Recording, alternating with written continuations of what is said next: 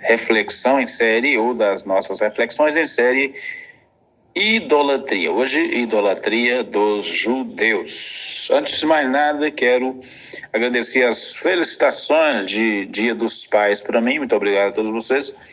Ao mesmo tempo que desejo um feliz Dia dos Pais a todos os pais. Se tem uma graça, pensa numa graça, é ser pai. Eu não tenho palavras para expressar a minha gratidão a Deus pelo privilégio de ser pai de Elvis e Charles, né? Eu digo que sou pai de 3 porque é um pequenininho que Deus não nos deu, né? Nos deu a graça de tê-lo apenas por 2 ou 3 semanas, mas depois vieram Elvis e Charles e são as nossas maiores riquezas nesta terra. Então só tenho que agradecer a Deus. Então, feliz Dia dos Pais para todos nós. E a outra coisa que eu queria falar é que no meu status aqui no WhatsApp, você tem aí a chave Pix para estar contribuindo, ajudando, divulgando, né? Contribuindo financeiramente e ajudando a divulgar a campanha Ajude o Marcelo. São vizinhos meus, pessoas maravilhosas, que tiveram a sua oficina destruída por um incêndio criminoso, né? E um prejuízo muito grande. Então tem uma campanha aí nas redes sociais para quem puder ajudar o Marcelo. Eu faço o coro aqui, peço encarecidamente, quem puder, faça sua doação, ajude, é confiável. Vai estar aí no meu status, no WhatsApp, você pode acessar e enviar a contribuição, o valor que puder, e ajudar a divulgar isso aí, para ajudar essa família, beleza? Então vamos ao nosso assunto de hoje, segunda parte da nossa série Idolatria hoje, idolatria dos judeus. No 7º século da nossa era, surgiu na Arábia Saudita um sujeito auto-intitulado profeta de nome Mohammed, ou Maomé. Foi o fundador do islamismo, a religião que mais cresce no mundo. De família cristã nominal, Maomé teria recebido do anjo Gabriel uma mensagem, o Alcorão, que é a Bíblia dos muçulmanos. No Alcorão, que diz que tanto o cristianismo quanto o judaísmo são tão politeístas quanto idolátricos, que só Alá é Deus, e que todos, o cristianismo, o islamismo, ou melhor, o cristianismo e o judaísmo, estão envoltos em idolatria, que só o Islã é monoteísta, só eles creem no único Deus, que é Alá e tal. Será? Essa é a pergunta.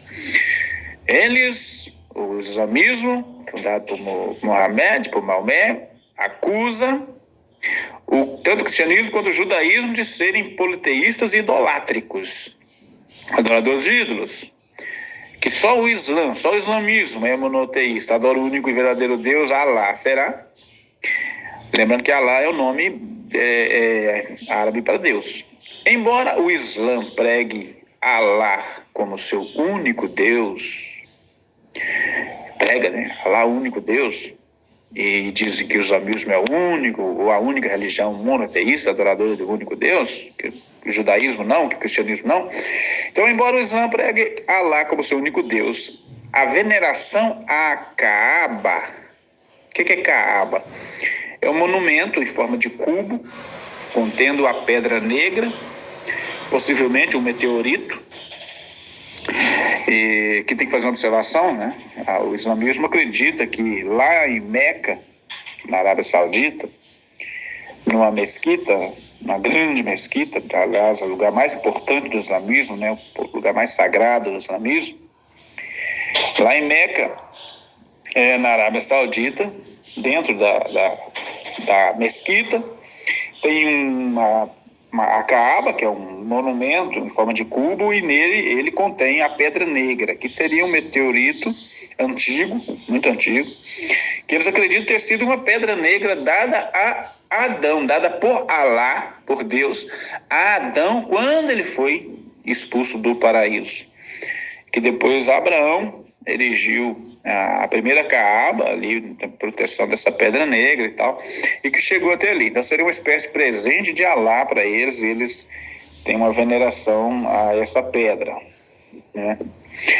E Só que essa veneração, aliás, o islamismo prega que todo muçulmano, não importa onde ele mora no mundo, na medida do possível, no que depender dele, das questões financeiras e tal, deve ao menos uma vez na vida visitar essa pedra negra lá na Arábia Saudita. Isso é imposto como uma tradição, um mandamento, né, deve ser cumprido na medida do possível.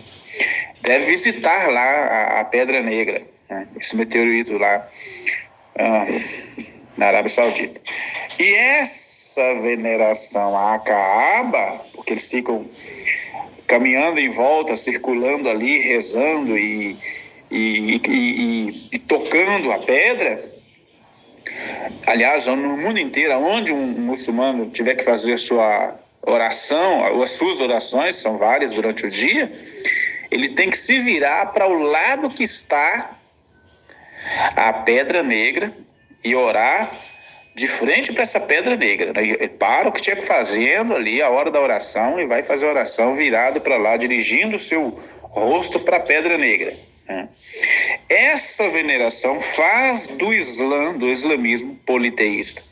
Por quê? Porque a tal pedra negra era, antes de Maomé e do islamismo, ela era uma divindade, presta atenção, adorada pelos antigos sauditas. O islamismo vai dizer isso. Quem vai dizer isso? A história paralela.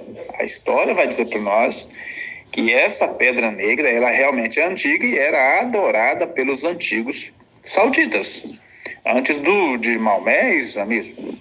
Então, o que ele fez foi aquilo que o cristianismo fez também, né? Pegar divindades do panteão pagão e introduzi-la no contexto cultural religioso islâmico, e aquilo se tornou uma divindade. Claro que o muçulmano não adora aquilo ali como uma divindade, mas em se tratando de uma divindade antiga, então eles pegaram uma coisa que era tida como uma divindade, um deus imposto dentro do templo muçulmano em que é venerado. E isso faz do islamismo também politeísta, também idolátrico. Ok. Mas e o judaísmo? E a acusação que eles fazem do judaísmo? Bom, no islamismo nós já vimos estar metido em politeísmo, metido em idolatria. Mas e o judaísmo? O judaísmo é monoteísta?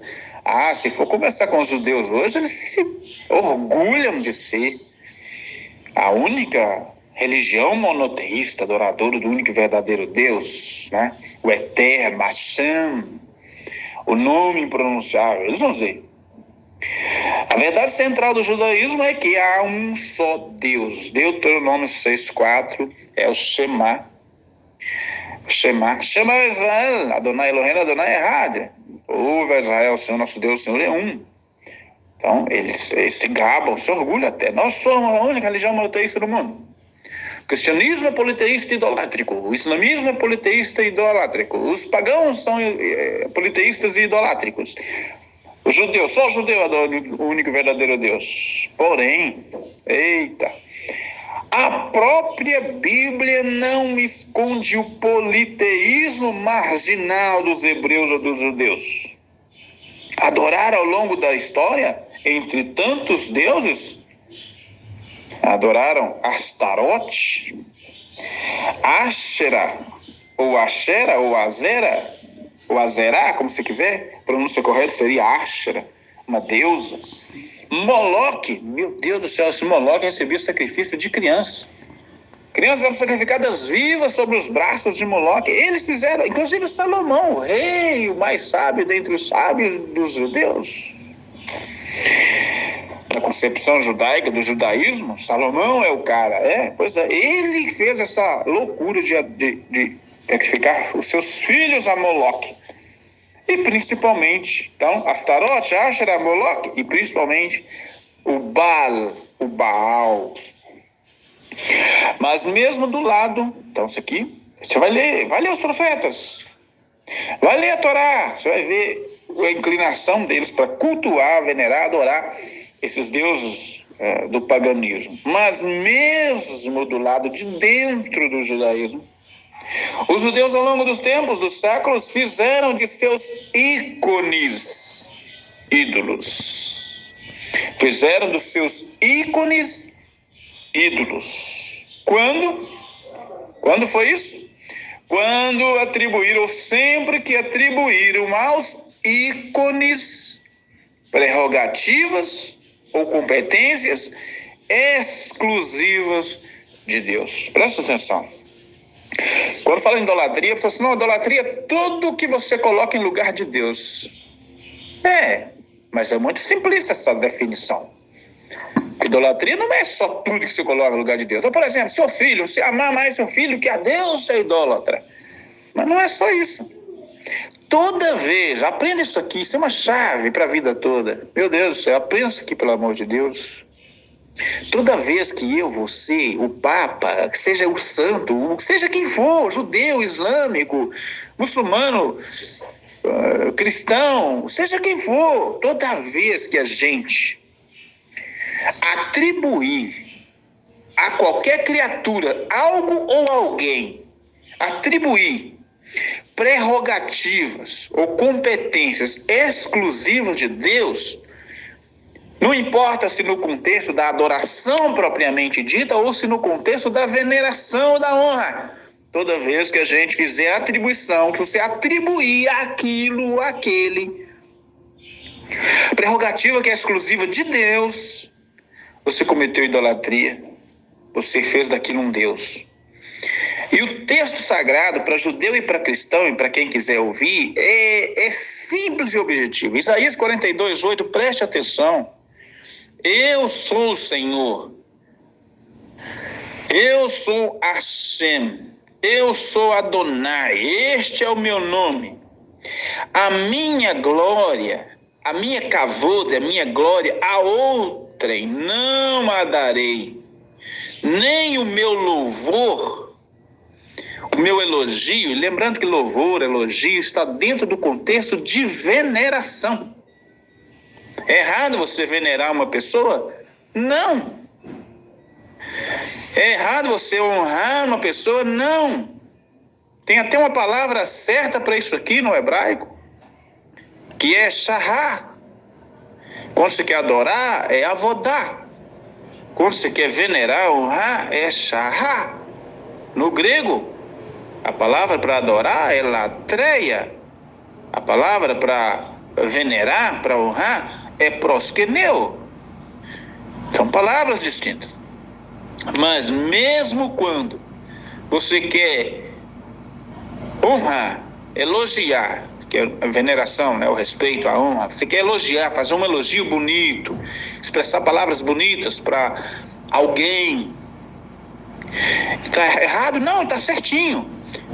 Mas há um risco enorme da gente ultrapassar a linha tênue entre uma simples e mera veneração ou honraria e extrapolar para a adoração quando se faz uma atribuição que é exclusiva de Deus, se atribui a alguém ou a algo.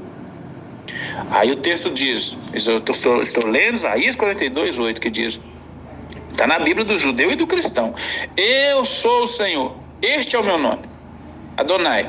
A minha glória a outrem não andarei, nem o meu louvor às imagens de escultura. Preste atenção. Você pode e deve venerar a pessoa no sentido de honrá-la? Sim. Seja um parente, um amigo ou um santo. Venerar no sentido de respeitar.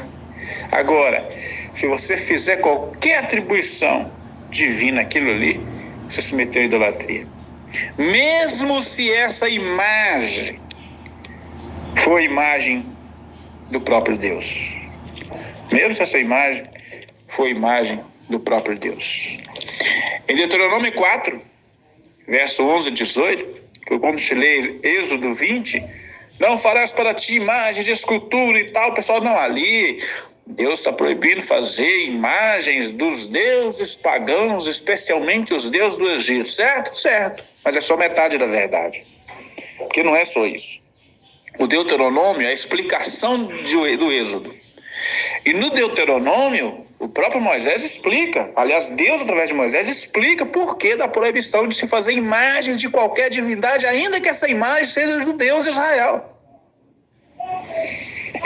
Deuteronômio 4:11. Nós lemos assim: vós vos chegastes e vos pusestes ao pé do monte, e o monte ardia em fogo até o céu, em meio a nuvens negras e profundas escuridão. Então o Senhor vos falou do meio do fogo. Vós ouvistes as palavras, mas além da voz não vistes figura nenhuma. Ele vos anunciou a sua aliança, que vos prescreveu os 10 mandamentos e os escreveu em tábuas de pedra. E o Senhor me ordenou ao mesmo tempo que vos ensinasse estatutos e juízos, para que os cumprisses na terra que passais a possuir.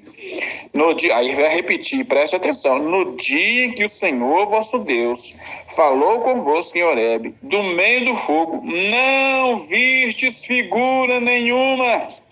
Portanto, guardai com diligência as vossas almas, para que não vos corrompais, fazendo um ídolo, uma imagem de qualquer tipo, figuras de homem ou de mulher, ou de algum animal que vive na terra, ou de algum pássaro que voe pelos céus, de algum animal que rasteja sobre o solo, ou de algum peixe que há nas águas que estão debaixo da terra, etc. e tal.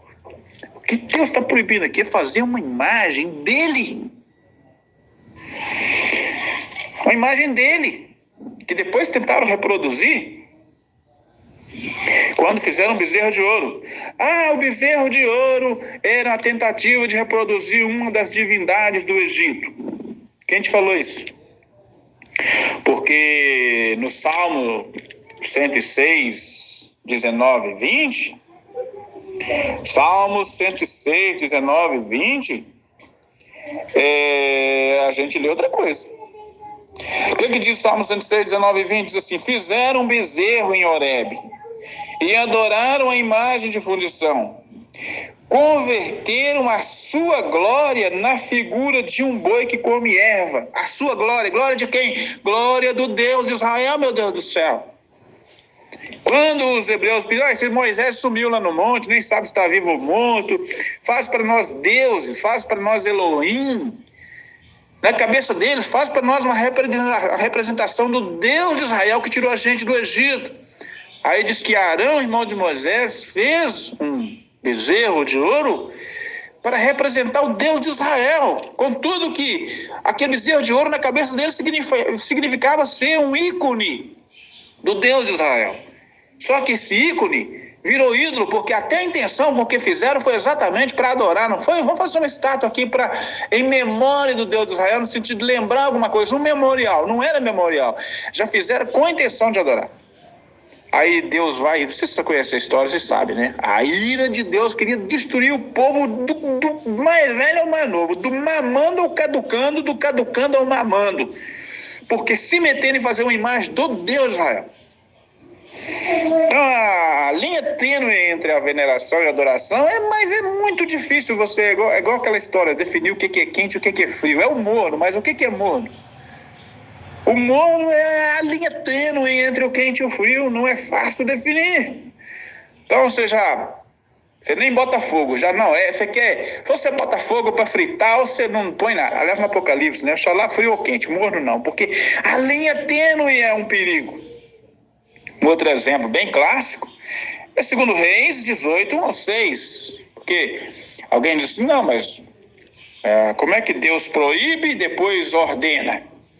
Proíbe-se fazer imagens, mas depois ordena que se faça imagens. Sim. Aliás, aqui no texto que eu acabei de ler, em Deuteronômio, fala: nem animal que rasteja. Aí você já lembra logo de uma cobra rastejante? Sim, mas depois Deus mesmo iria ordenar que Moisés fizesse uma imagem, uma estátua de uma serpente, um animal que rasteja, e sai erguendo uma madeira, um bambu, numa madeira, colocaram lá para os hebreus que eram picados das cobras venenosas, serpentes venenosas do deserto, olhavam para aquela serpente e eram curados e não morriam. Ora, Deus ordenou isso, sim, aquilo ali era um ícone.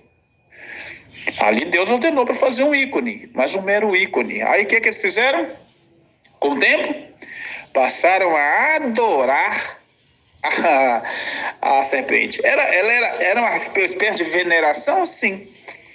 Era um memorial para você lembrar. Aliás, depois Jesus, em João 3, Evangelho de Jesus, segundo João, capítulo 3, naquela histórica conversa de Jesus com Nicodemos, ele vai lembrar disso aqui, dizer: assim como a serpente foi erguida no deserto, o Filho do Homem será erguido na cruz, né? Ou seja, aquela serpente é Jesus, né? Ali representado, é um ícone, sim, mas é para ser um ícone, não é para ser um ídolo. E qual a diferença do ícone e do ídolo? Toda vez que você atribui ao ícone prerrogativa ou competência que é exclusivo de Deus, você está tornando aquilo um ídolo, uma divindade, logo um ídolo. E aí a idolatria, os hebreus fizeram isso, por exemplo, no tempo do rei Ezequias, segundo Reis 18:6, presta atenção, no terceiro ano de Oséias, filho de Elá, rei de Israel, começou a reinar Ezequias, filho de Acaz, rei de Judá. Tinha 25 anos de idade quando começou a reinar, e 29 anos reinou em Jerusalém. Era o nome de sua mãe, Abi, filha de Zacarias. Fez o que era reto, certo, reto, correto aos olhos do Senhor, conforme tudo que fizera Davi, seu pai. Tirou os altos, quebrou as colunas, deitou abaixo os postes ídolos, despedaçou a serpente de bronze que Moisés fizera, pois até aquele dia os filhos de Israel lhe queimavam incenso. Queimar incenso, gente, se você ler Apocalipse, você vai entender isso. É oração, é prece, ou seja, eles faziam orações, preces à serpente, que é um ícone do Cristo, inclusive, do Messias, inclusive. Só que eles deixaram de apenas olhar como um ícone que lembra um memorial e passaram a adorar, porque quando fizeram a atribuição, vamos fazer uma prece, uma oração a essa estátua, ainda que ela seja uma estátua de Deus, enquanto Cristo. Quando eles se meteram isso aqui, praticaram idolatria, aí o rei Ezequias, um reformador, despedaçou a serpente de bronze que Moisés fizera, pois até aquele dia os filhos de Israel lhe queimavam incenso. Ou seja, lhe faziam rezas, súplicas, orações, preces.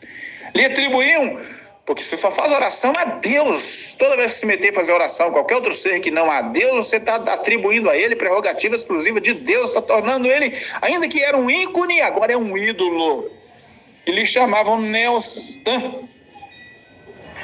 E aí você vai ver aqui a reforma de Ezequias. Presta atenção. Os hebreus, toda vez que se meteram em tornar os seus ícones, e tinham vários, em ídolos, se meteram em idolatria.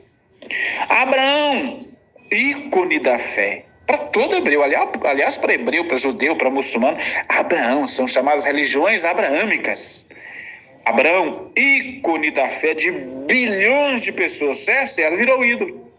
Em Mateus 3,8, na pregação de João Batista, ele começa a jogar, a lançar-lhes em rosto, dizendo, Mateus 3,8, a pregação de João Batista, produzir frutos dignos de arrependimento.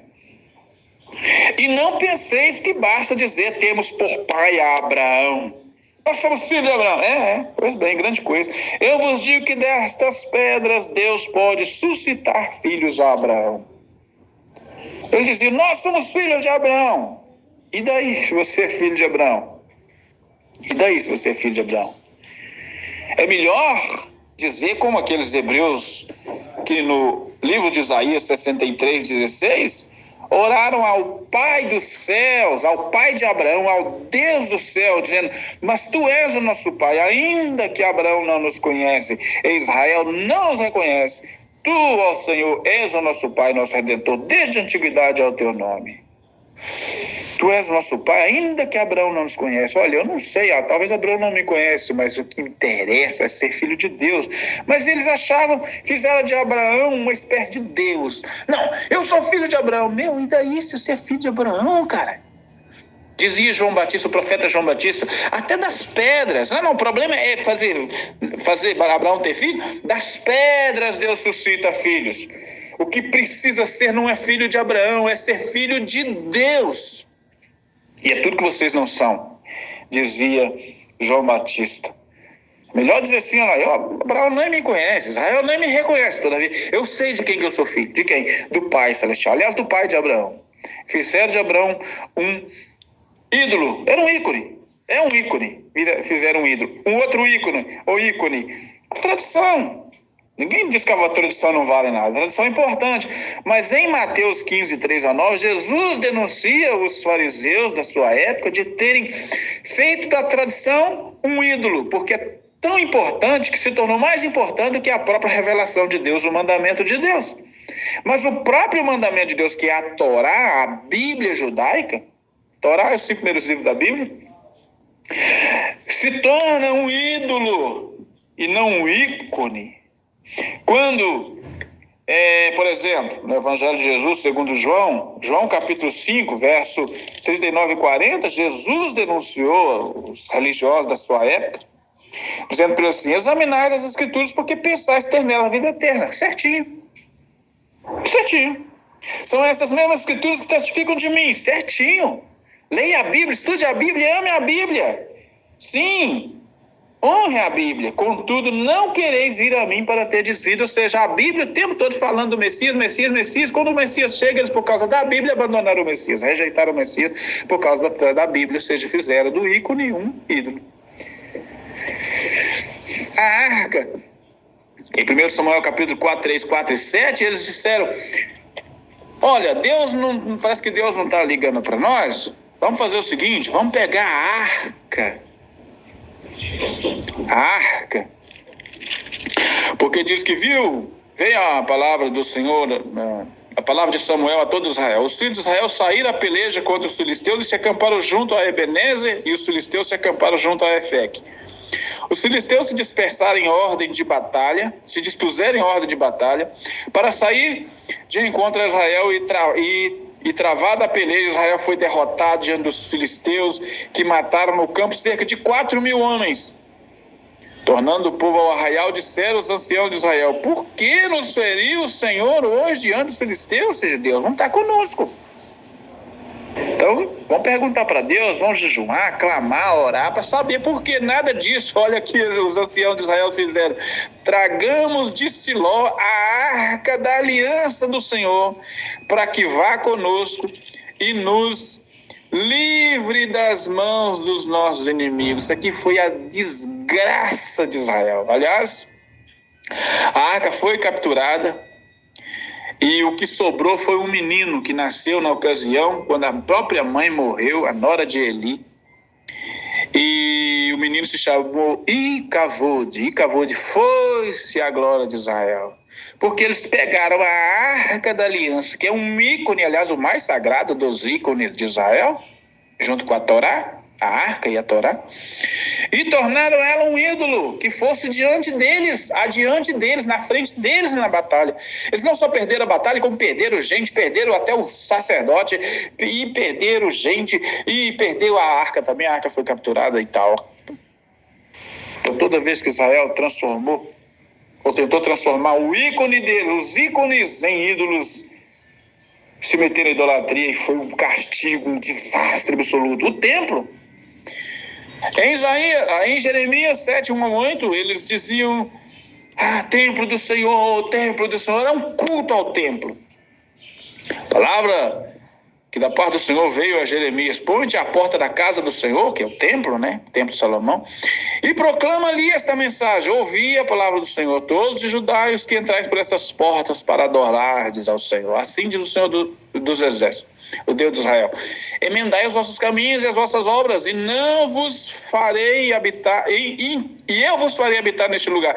Não vos fieis ou confieis em palavras falsas, dizendo: templo do Senhor, templo do Senhor, templo do Senhor é este. É uma oração ao templo.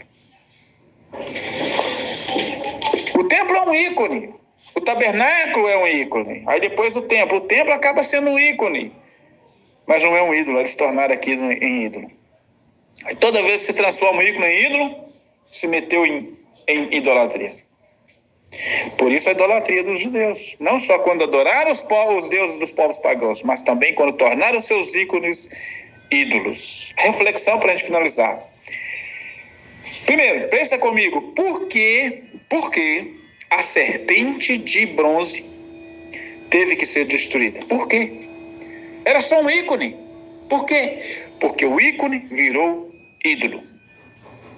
Segundo, por que do sumiço do corpo de Moisés? Aliás, diz que teve uma batalha entre o arcanjo Miguel e o diabo por causa do corpo de Moisés. Por que da briga e por que sumiu? Nenhum judeu sabe onde é que foi sepultado o corpo de Moisés. Por que teve que sumir com o corpo de Moisés?